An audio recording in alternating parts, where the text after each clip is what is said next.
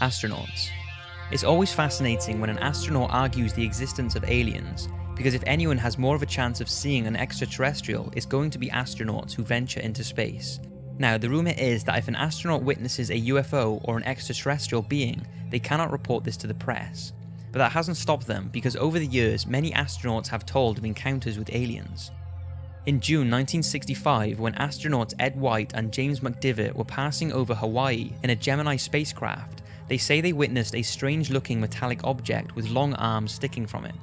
McDivitt took pictures, but he said that it did not capture what he could see properly due to the glare and the grubby window. The rumour is that he also took a video, but this has never been released.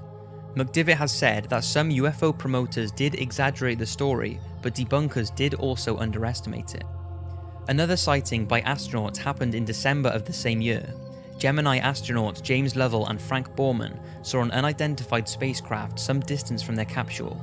The Gemini Control Center told him that he was seeing the final stage of their own booster rocket, but Frank confirmed that he could see the booster rocket and the unidentified object was something completely different, but what exactly it was is a mystery.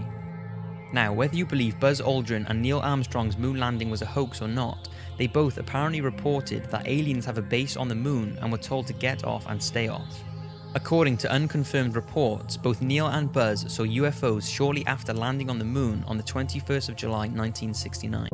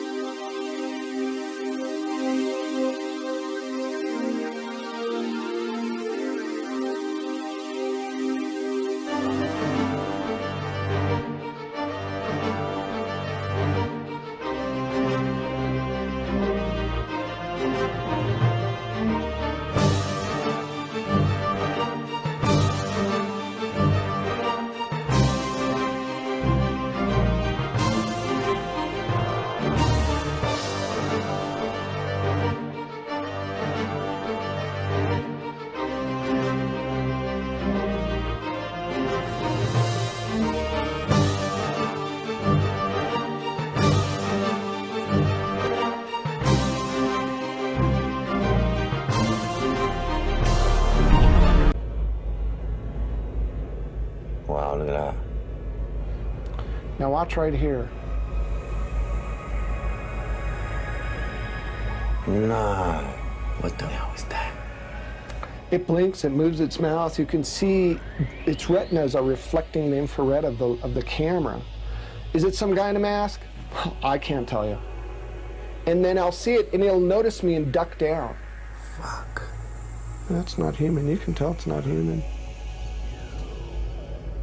We call him Boo because he's playing peekaboo. We name all these guys. My wife thinks this is flippin' hilarious. Watch. Oh,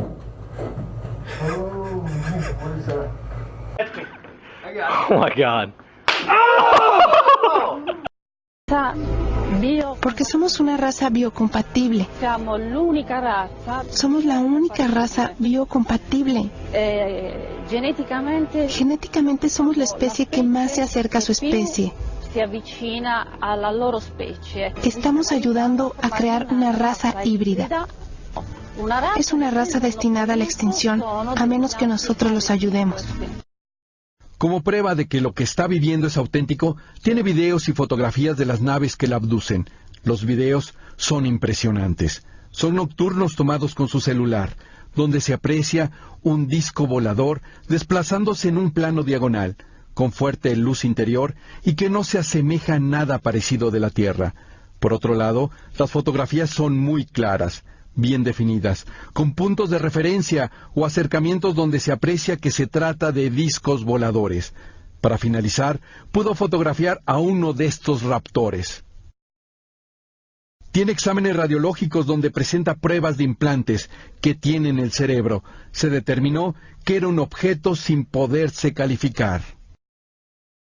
No tengo ninguna cicatriz donde se aprecie por dónde entró el objeto. La mandaron a hacerse exámenes y el doctor encontró un ritmo cardíaco parecido a un bebé, pero no se veía el bebé.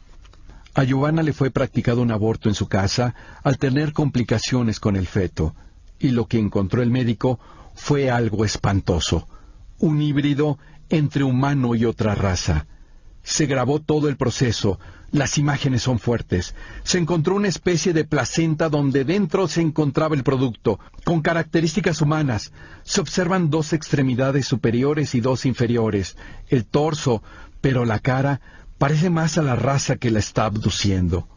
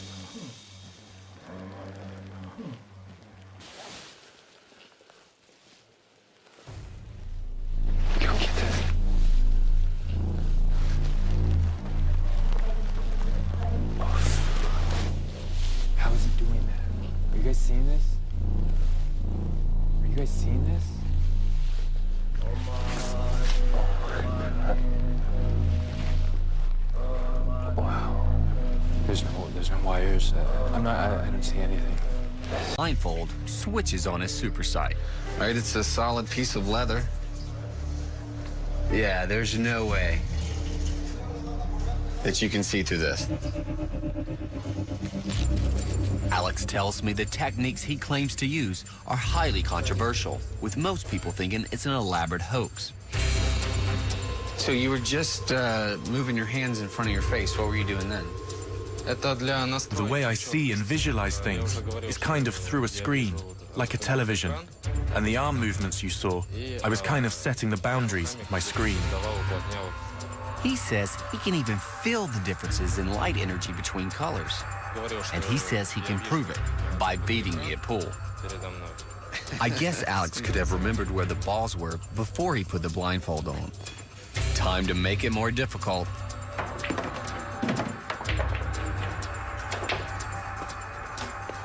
But now that the balls have moved around, I mean, how are you imagining where, I mean, do you know where the white ball is right now? Could you point to the white ball? Полосатый белый, вот. Или это не белый? Белый, да? All right. Well, I'm absolutely confused because, I mean, you imagined where that ball would end up? Нет, это исключительно. I imagined it with my mind. Настроился на. But it's not just the white ball. Вот красный тоже полосатый. Ну, Диме лучше, да? Вот еще полосатый. Вот. Somehow, Alex points out each and every ball left on the table. But you're spot on. I want Alex to explain what's going on. Okay. Темы. It is actually vision, because the optical system consists of not only the eye, but also the nerves and all the brain functions that help make it operable. Alex claims that his visual cortex works just like any normal brain, but it's receiving signals from different parts of his body. So you're still using some of the optical nerves in your brain, you're just not using your eyeballs. All right. Suam claims it can clone any dog, no matter the age, size, or breed. We recently visited South Korea to see for ourselves. First, for you to even consider getting your dog cloned, you need $100,000. Also, the dog you want to clone has to be either alive or dead for fewer than 5 days. If you want to clone your dead dog, you have to first wrap its entire body with wet towels and then keep it cool by placing it in the refrigerator. You can't freeze it. All of this may seem a bit odd, but Suam needs live skin cells in order to clone your dog. This process prevents the skin on your dead dog from drying out or freezing, and it gives Suam the highest chance of finding preserved skin cells. Next, you need to take your dog to the vet and get a biopsy sample. Using a tool called a biopsy punch, your veterinarian will cut out an 8mm wide sample of flesh from the abdominal area of the dog. If your dog is alive, just one sample is enough. But if your dog is dead, you'll need to provide Suam with as many samples as possible to increase the chances of finding live skin cells. You then pack the sample with ice packs in a styrofoam box to keep it chilled and expedite it to Suam, which you can do so using normal shipping services like FedEx. And once the sample has passed through Korean customs, which can take an additional 2 to 3 days, Suam can finally get to work on cloning your dog. Two unidentified men in black visited the same hotel looking for the two witnesses who saw this UFO. The two witnesses were not there at the time, so the men in black harassed the hotel staff for approximately 30 minutes before leaving. Those who spoke to the men said they were completely bald with no eyebrows or eyelashes. They apparently had relatively big, strange eyes and did not blink once whilst talking. Now, there is no real proof whether or not the video footage and reports are a hoax, or whether it really did happen and the men in black are out there trying to keep us from knowing too much.